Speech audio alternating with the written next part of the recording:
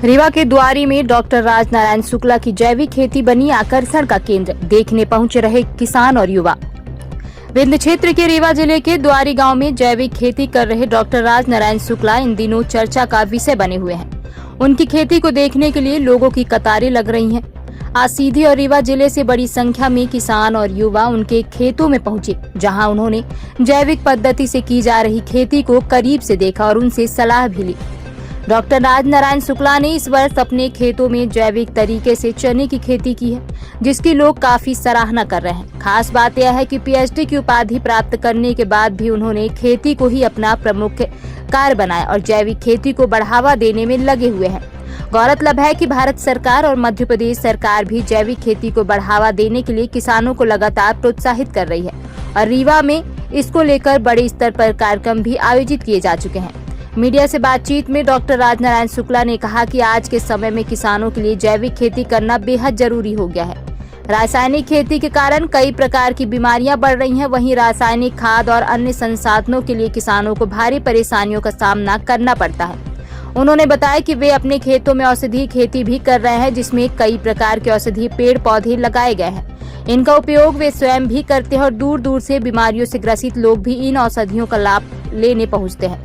Doctor Shukla ने यह भी कहा कि यदि किसान जैविक खेती अपनाते हैं तो इससे गौवंश का संरक्षण भी संभव है, क्योंकि जैविक खेती में गोबर और गौमूत्र का उपयोग होता है, जिससे लोग गौवंश का पालन पोषण भी करेंगे। डॉक्टर राजनारायण शुक्ला आज युवाओं और किसानों के लिए प्रेरणा स्रोत बन चुके हैं और लगातार लोगों को जैविक खेती अपनाने के लिए प्रेरित कर रहे हैं। यही वजह है कि उनकी खेती इन दिनों पूरे विंध्य क्षेत्र में चर्चा का विषय बनी हुई है।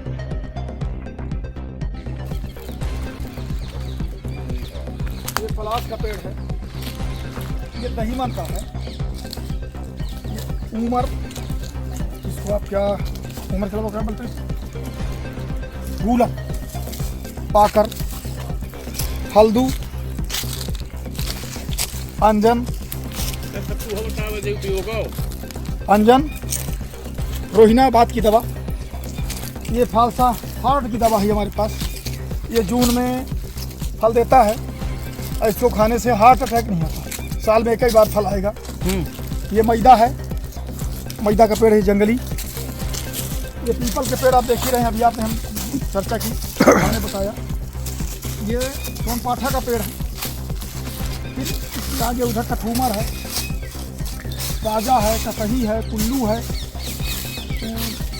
निर्गुंडी है, आपका सतरीठा है, शंपू जो होता है सतरीठा, कुसुम है, अशोक है, महन, ये सारे आयुर्वेदिक दवा के उपयोग में आते हैं।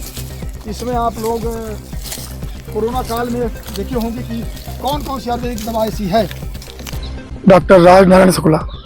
जैसा कि शासन की मंशा है कि जैविक खेती होना चाहिए, अभी गृह मंत्री भी रीवा आए थे, आप शायद उस कार्यक्रम में रहे हों, तो आपने जैविक खेती किस विधि से की है? हमने बसावन मामा से खाद क्रय किया था।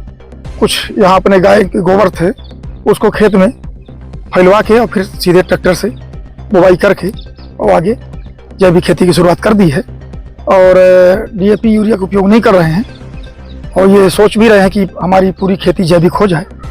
माननीय डिप्टी सीएम महोदय प्रयासरत हैं कि अपने बसावन मामा में और रीवा जिले के आसपास ज़्यादा से ज़्यादा जैविक कृषक तैयार हों, ताकि जो ये बेसहारा गायें हैं उनको सहारा मिल सके। कम से कम लोग गाय पालें और उसका ये माने कि गाय उपयोगी तो है ही है, तो छूटा ना छूटें।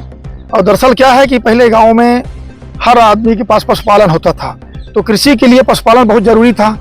बैल भी रहते थे, बैल साल में किसान बिक्री करता तो पैसा कमाता रहा। गायें कम दूध देती थी, फिर भी लोग पालते थे कि ये कम से कम गोबर के उपले देंगे। गैस आने से थोड़ा उसका उपयोग घटा है और मशीनीकरण से थोड़ा बैलों का उपयोग घटा है, तो उस कारण से ये हम सोचे कि जैविक की ओर जब जाएंगे तो पशुपालन करना पड़ेगा। और सोच भी रहे हैं कि धीरे धीरे ऐसा कर दें कि लोगों को बताएं कि हमको गाय का या कि गोबर बेचो, हम खरीदेंगे, उसको हम किसानों को उपलब्ध कराएंगे। किस अनाज की जैविक खेती की है आपने? इस साल तो हमने शुरुआत की है चना से। चना हमारा इस साल पूरा जैविक। कितनी भूमि पर आपने चना जैविक खेती की? अभी ज़्यादा तो नहीं, 50 डिसमिल पे शुरू किए हैं। 50 डिसमिल हमने शुरू कर दिया है। और कोई दवा, आप जहाँ पे खड़े हैं कोई दवा नहीं डाले इस साल, कोई दवा, मतलब कि आपका ये जो पेस्टिसाइड कोई नहीं। जैविक खेती के अलावा आप आयुर्वेदिक भी कई पौधे लगाए हाँ, हुए हैं। पेड़ हमने तैयार किया है। कौन कौन से ऐसे पेड़ हैं जो अब क्या उनका वो है? अब दहीमन का तो बीपी का उपयोग बताते हैं आयुर्वेद के डॉक्टर कि ये दहीमन का बीपी में है। हल्दू का है जो कि पीलिया के उपयोग में आता है। रोहिना का आबाद के उपयोग में आ रहा है। आपका ये फालसा है जो हार्ट का दवा है। उस छोटे छोटे फल आते हैं उसके जून के महीने जुलाई के महीने में, तो वो छोटा रहता है और उसमें जो हार्ट के पेशेंट को अच्छा फायदा करता है। वो ये प्रेरणा आपको कहाँ से मिली? प्रेरणा सबसे पहले हमारे बब्बा जी रहे, उनसे ज्यादा आम का पेड़ इधर हम कोई नहीं लगाया है कि बगीचे अच्छा तैयार किए, बड़ी मेहनत से अच्छे आम लंगड़ा सुंदर जामाल था सब वो तैयार करके गए और उनके नजदीक रहने से ये समझ में आया कि प्रकृति का प्रेम हो गया। हमने भी दुर्लभ पेड़ तैयार कर दिए और लोगों को फायदा हो रहा है।